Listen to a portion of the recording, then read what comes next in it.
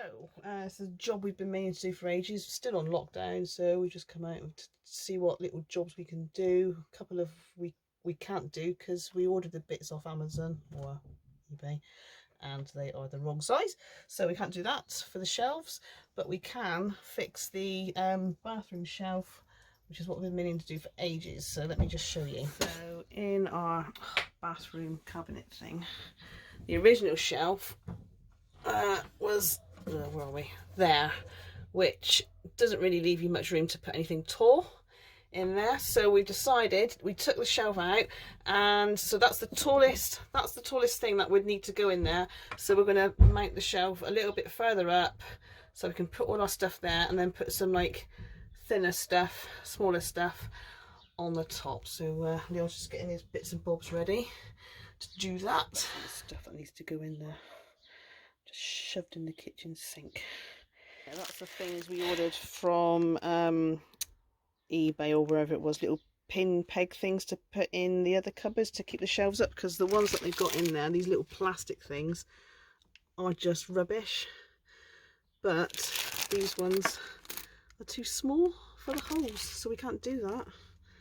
Bit of a bugger really, but never mind. I forgot to say, we haven't actually gone out anywhere in Colin. Colin is actually parked outside our house.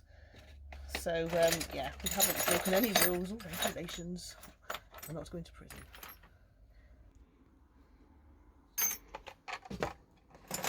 God, that's a mess, isn't it? Isn't it?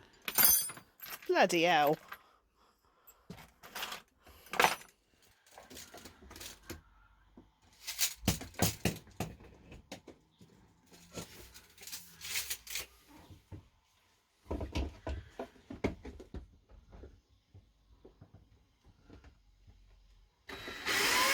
Done. Got to put stuff back in there now. Ta-da! Yes, slightly mismeasured. That was actually the tallest thing.